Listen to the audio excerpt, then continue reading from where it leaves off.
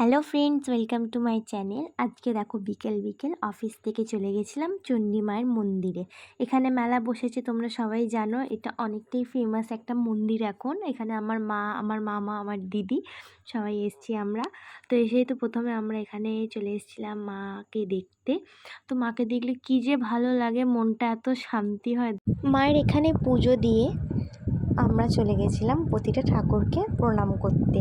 তো এখানে বজরংবলী, মা শীতলা, তারপর এখানে রাধাকৃষ্ণ, এখানে অনেক কটা ঠাকুর ছিল। তো এনাদেরকে নমস্কার করে তারপর চলে এসেছিলাম এই জলের ওপর এই ঠাকুরটাকে দেখতে।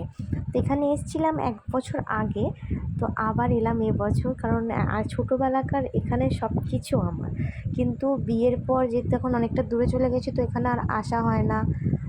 আর আগে এটা এত সুন্দরও ছিল না, জানো তো। এখন এটা এরকম এত সুন্দর হয়েছে। আগে শুধু এই পুকুর ছিল, এই পুকুরে আমরা স্নান পর্যন্ত করতাম, কিন্তু এখন এখানে এত সুন্দর মন্দির করে দিয়েছে, তো আর স্নান করা এমনি হয়ও না কিছু।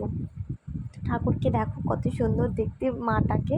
তারপর এখান থেকে দেখে আমরা চলে গেছিলাম হচ্ছে একটা জুয়েলারির দোকানে, যেখানে অনেক কটা কানের ছিল, ক্লিপ ছিল, গলার সেট ছিল, হাতের ব্রেসলেট ছিল।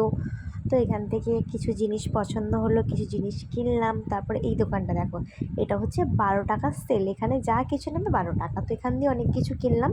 তারপর চলে গেছিলাম এই দোকানটা, এখানে দেখো ব্যাঙ্গেলসগুলো কত সুন্দর সুন্দর।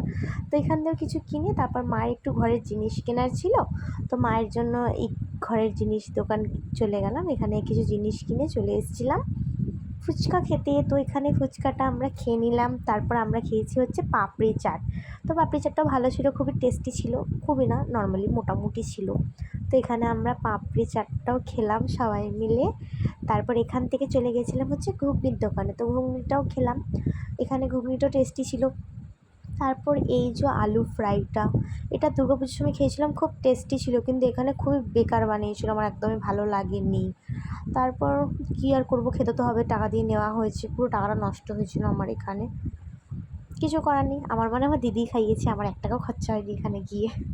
তারপরে এখান থেকে চলে গেছিলাম আইসক্রিম খেতে। এখানে আমার মা আর আমার মামা একটা একটা আইসক্রিম নিয়ে নিয়েছে। তো এনাদের আইসক্রিম হাফ হয়ে গেছে, তখন আমাদের আইসক্রিম সিলেক্ট হয়েছে। তারপর এখান থেকে বাদাম নিয়ে বাড়িতে চলে এলাম। আর ভিডিওটা তোমাদের ভালো লাগলে লাইক, কমেন্ট, শেয়ার করো। Tata, bye bye.